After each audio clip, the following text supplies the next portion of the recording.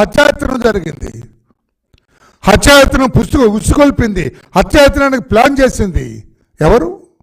చెవిరెడ్డి భాస్కర్ రెడ్డి కాదా? అతని సన్ కాదా? మోహిత్ రెడ్డి కాదా? వాళ్ళిద్దరిని కూడా వెంటనే 307 IPC కింద అరెస్ట్ చేయాలని చెప్పి కూడా డిమాండ్ చేస్తున్నాం. అప్పుడే పోలీసులు నిష్పక్షపాతంగా పనిచేస్తున్నారని నమ్మకం కుదురుతుంది. అక్కడ పిన్నెల్లి రామకృష్ణారెడ్డి బ్రదర్స్, ఇక్కడ తండ్రి కొడుకుడు చెవిరెడ్డి భాస్కర్ రెడ్డి, అతని కొడుకును కూడా అరెస్ట్ చేసి జ్యుడిషియల్ కస్టడీకి పంపాలా? ఇక్కడ తాడిపత్రి పెద్దారెడ్డి, కేతిరెడ్డి పెద్దారెడ్డి, అతను ఒక, నేను అనకూడదు, అతను ఒక మనిషి, మానవుడండి. అతను మనిషి రూపంలో ఉన్న రాక్షసుడు. అతను ఇంట్లోంచి వెళ్ళిపోవటం ఏంటి? పోలీసులు, what is this funny way of doing things?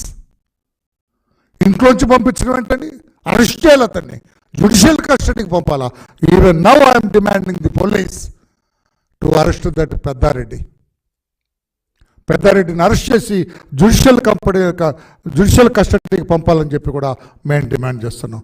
అంతేకాదు రాజంపేట డిఎస్పీ చైతన్య గతంలో తాడిపత్రిలో పెద్ద ఈ క్రియేట్ అనే నేవోక్ రాజంపేటలో పనిచేస్తున్న చైతన్యకి తాడిపత్రిలో పని ఏంటండి? Who directed him to go over there? అక్కడ మా నాయకుడి ఇంటి మీద జేసీ ప్రభాకర్ రెడ్డి ఇంట్లోకి వెళ్ళి ఇల్లంతా ధ్వంసం చేసి కంప్యూటర్లన్నీ పగలగొట్టి అక్కడ ఒక దివ్యాంగుడు అంగవైకల్యంతో ఉన్న ఒక దళితుడు ఉంటే అతన్ని ఎగిరి కాలెత్తి తంతాడండి. లేదా మనిషా పశువా ఈ డిఎస్పీ? ఎందుకు వెళ్ళాడు అక్కడికి? అంటే పెద్దారెడ్డి పిలిస్తే వెళ్తాడా? ఆఫీసర్లు పంపితే వెళ్ళారా? ఆఫీసర్ ఎవరు? Who is that officer? Who directed this man to go there? అది కూడా తేలాలి.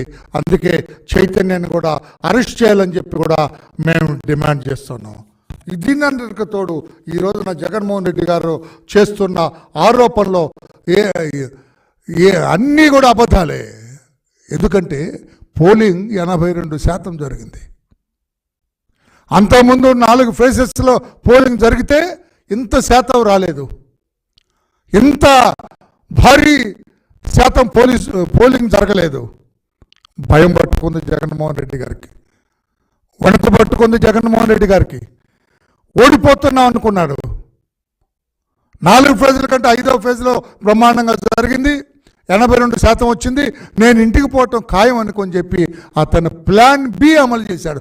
ప్లాన్ బి అంటే అరాచకం, అల్లర్లు, రక్త చరిత్ర, రక్తపాతం, పెట్రోల్ బాంబులు, కత్తులు, గొడ్డళ్ళు, కొడవళ్ళు, ఈటలు, బాకులు, ఇవన్నిటిని కూడా రంగంలోకి దించాడు.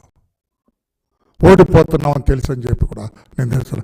ఇంత హింసకు కారణం జగన్మోహన్ రెడ్డి గారు అని చెప్పి నేను చెప్తున్నాను.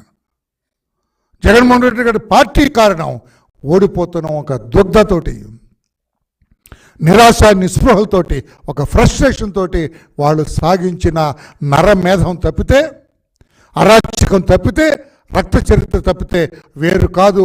ఇందులో ఎలక్షన్ కమిషన్ని తప్పు పట్టాల్సిన అవసరమే లేదని చెప్పి కూడా నేను తెలియజేస్తున్నాను. ఇంకోటి తెలియదండి జగన్మోహన్ రెడ్డి గారు, మీకు తెలుసో లేదో, ఎలక్షన్ కమిషన్ ఇక్కడ ఒక ఆఫీసర్ని ట్రాన్స్ఫర్ చేస్తే మేము 3 సూటబుల్ ఆఫీసర్స్ వస్తే లిస్టు పంపమని సిఎస్ని అడుగుతారు. ఇక్కడ వరలరామయ్యనో లేకపోతే ఇంకా ఉన్న అడగరు, చంద్రబాబు గారిని అడగరు. ఎలక్షన్ కమిషన్ సిఎస్ ఎవరు? మీ జేబులో మనిషి కాదా? ఏమి Jaganmohan Reddy garu? Who is CS? Jawahar Reddy మీ జేబులో మనిషి కాదా? మీ పాకెట్లో మనిషి కాదా? మీ హిప్ పాకెట్లో మనిషి కాదా? మరి ఆయన పంపిన 3 పేర్లోనే వాళ్ళు సెలెక్ట్ చేస్తారు. How can you blame ECI? ఎట్లా చేస్తారు? రాష్ట్ర ప్రభుత్వం పంపిన ప్రతిపాదనలకు వ్యతిరేకంగా ఎప్పుడు ఎలక్షన్ కమిషన్ వ్యవహరించదు. అది కూడా తెలుసుకోవాలని చెప్పి కూడా జగన్మోహన్ రెడ్డి గారికి నేను తెలియజేస్తున్నాను. స్థానిక పరిస్థితులను బట్టి అధికారుల లిస్టు పంపిస్తారు.